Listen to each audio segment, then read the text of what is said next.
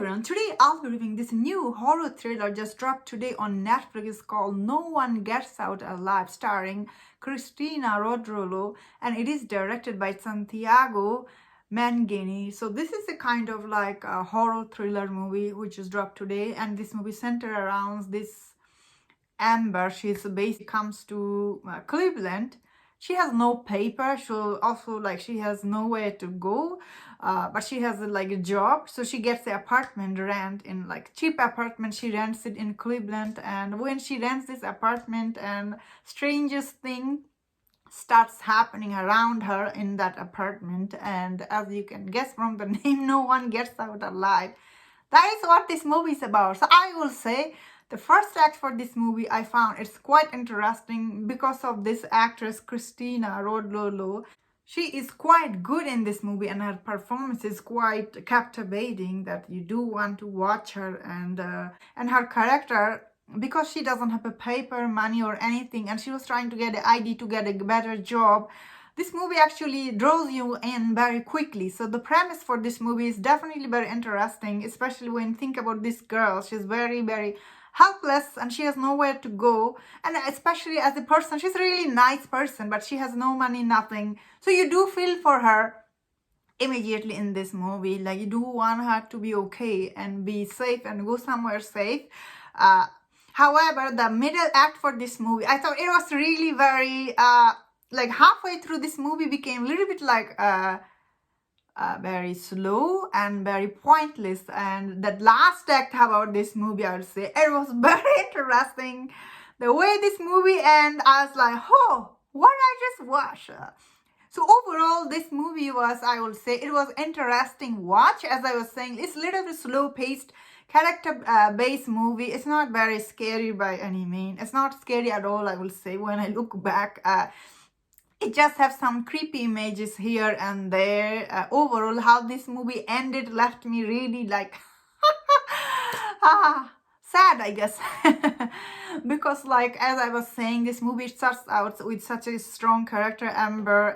And now I'll go to a little bit spoiler here. So if you don't want to know spoiler, is it worth checking out? As I said, that is how this movie is structured. Like it's a little bit slow at the beginning. The middle act is even slower, but the last act is very interesting that some people will find it. I found it interesting. So I will say the spoiler in this movie is obviously there is like these two brother who was the owner of this cheap apartment building, I guess.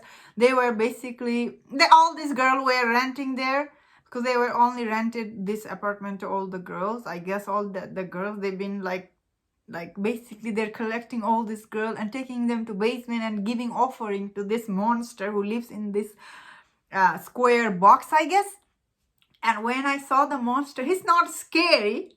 This monster isn't scary by any means. It has some power, but the way it just ate the head, I was like, that is scary. That was creepy and scary. And I was saying, last act, this movie, surprisingly, because halfway through, I really thought, oh, is it this movie going anywhere? But however, the last act, as this monster grabbed the head and ate it, and I was like, oh. And how end of this movie, Amber was this monster slave, kind of like slave means like she got stuck there. Now she will be getting him all the offering, I guess, somehow. That is her job now. That is, you can see in her eyes, because her leg was broken at first, then it just got fixed. And now she is part of that monster's, like she will be getting him offering, I guess.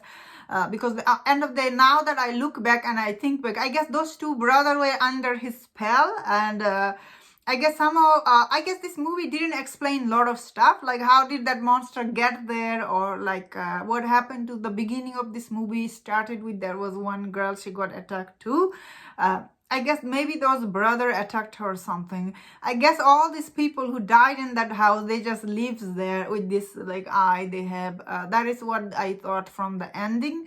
As I was saying, this movie started out with such a strong character, Amber, because you do feel for this girl. She want her to be okay because she has no money, nowhere to go. How this movie ended with her tragedy, she's stuck there rest of her life, is sad, I guess.